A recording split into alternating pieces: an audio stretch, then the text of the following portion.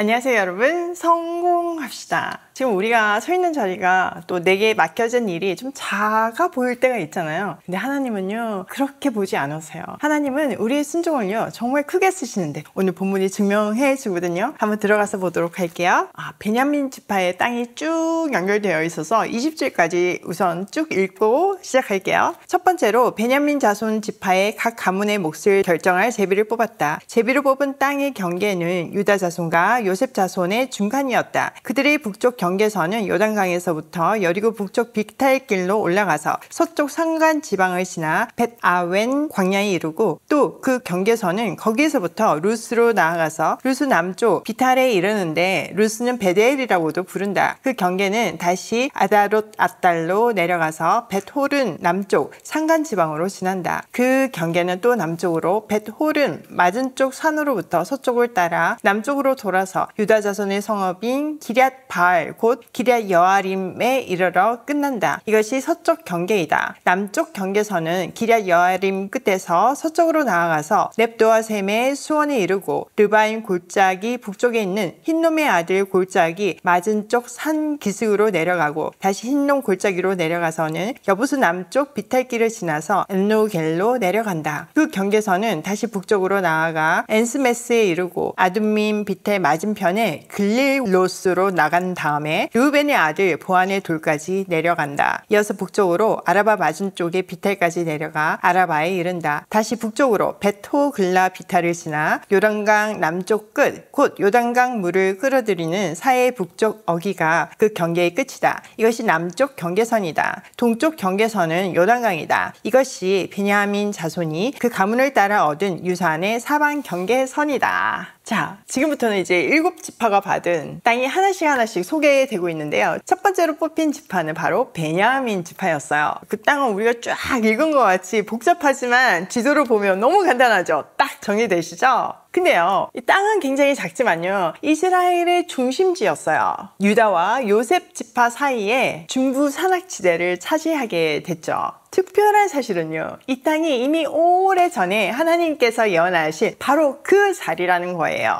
모세는 베냐민 지파에게 여호와께 사랑을 입은 자는 그 곁에 안전히 거하리로다 하고 신명기 33장에서 축복했어요. 말 그대로 하나님의 어깨 사이 가장 가까운 자리라는 뜻이에요. 실제로 베냐민은 성막이 있는 실로 그리고 나중에 성전이 세워질 예루살렘에서 가장 가까운 지파가 되었죠. 놀랍게도 이 땅의 위치 덕분에 이스라엘이 나중에 남북으로 분열이 되잖아요. 근데 베냐민 지파는 유다 편에 남아서 예루살렘을 끝까지 지킨 지파가 되죠. 하나님께서 진짜 특별히 품어주신 거예요. 그 덕에 북방 이스라엘은 망했지만 남방 유다는 계속 그 명맥을 이어가잖아요. 베냐민 지파도 계속 가는 거죠. 게다가 이 지역은요, 가나안의 교통 요지였어요. 북쪽은 에브라임, 남쪽은 유다, 동쪽은 요단을 넘어 길랏, 서쪽은 해안평야로 이어지는 전략적인 요충지였죠. 그러니 전쟁이 많을 수밖에 없었겠죠. 사사기에도 보면요, 베냐민과 온 이스라엘 사이에 전쟁이 있었고 늘 긴장이 가득했어요. 근데 놀라운 사실이 뭔지 아세요? 바로 그 환경 속에서 베냐민 지파는 용맹한 전사 지파로 자라나게 된다는 거죠. 환경이 척박했기 때문에 더 용맹할 수 있었어요. 야곱이 베냐민을 가리켜 뭐라고 했었는지 혹시 기억나시나요? 네, 창세기 49장에 그의 유언을 보면요, 물어뜯는 일이었다 라고 표현했거든요. 그들은 정말 담대하고 호전적인 기질로 그 땅을 지켜냈어요. 작고 연약해 보였지만 하나님이 강하게 세우신 지파, 그 지파가 바로 베냐민이었죠. 이렇게 하나님의 말씀은요, 한치의 틀림도 없이 이루어졌어요. 우리도 기억해야 돼요. 내가 지금 내 자리가 작아 보여도 너무 시련이 많다 할지라도 하나님의 계획 안에서 정확한 의미와 사명이 있다는 사실을요, 또 그 고난만큼 사실 우리가 얻는 게 되게 크잖아요. 진짜 제 인생을 돌아봐도 그렇고 은혜가 아니면 살 수 없고 모든 것이 은혜였음을 고백할 수밖에 없어요. 이렇게 고백할 수 있는 인생이 가장 복된 인생이고요. 자, 21절. 베냐민 자손의 지파가 그들의 가문을 따라 차지한 성읍은 여리고와 벳호글라와 에멕그시스와 벳 아라바와 스마라임과 베델과 아윈과 바라와 오브라와 그발 암모니아와 오브니와 게바 이렇게 12성읍과 그 주변 마을들, 또 기본과 라마와 부에롯과 미스바와 그비라와 모사와 레겜과 이르부엘과 다랄라와 셀라와 엘렙과 여부스곳, 예루살렘과 기브아과 기랏 이렇게 14성읍과 그 주변 마을들이다. 이것이 베냐민 자손이 그 가문을 따라 얻은 유산이다. 자, 베냐민 지파가 받은 성읍들 목록이거든요. 가장 먼저 눈에 띈 곳이 뭔가요? 여리고 아닌가요? 여리고는 이스라엘이 처음 점령한 성이죠. 그리고 뭐 베델, 기브온, 라마, 미스바, 예루살렘 다 이스라엘 역사에 자주 등장했던 굉장히 중요한 도시들이었어요.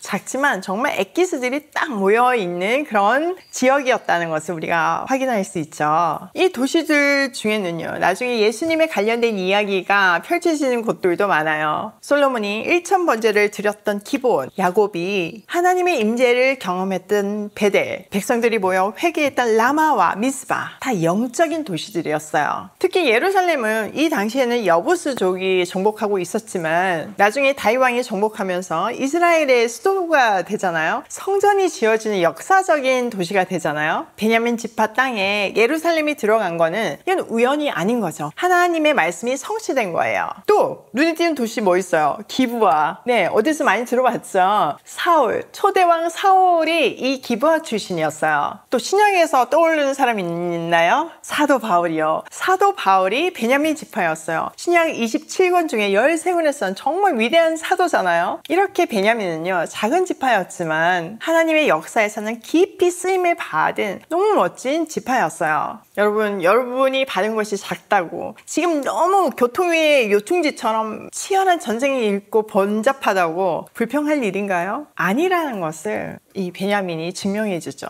이 모든 것은요, 하나님이 정확하게 약속을 이루셨다는 증거이고요, 땅의 경계 하나, 성 하나 그냥 주어진 게 아니라는 것을 보여주고 있어요. 하나님은요, 우리를 잊지 않으시는 분이시고 내가 서 있는 자리가 아무리 작아도 그곳에서 하나님의 계획이 있다는 사실을 우리는 절대 잊지 말아야 돼요.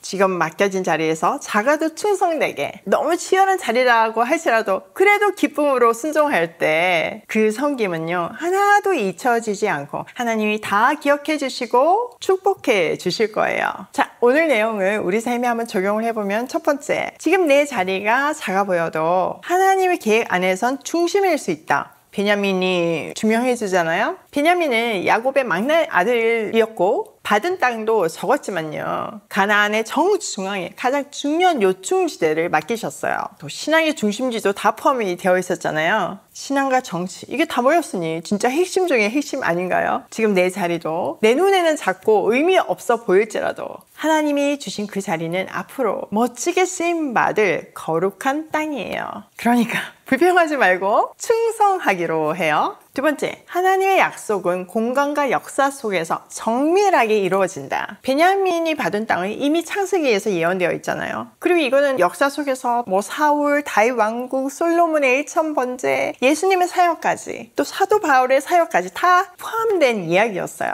하나님의 계획은요, 땅 경계 하나, 도시 이름 하나에 완벽한 목적이 담겨 있어요.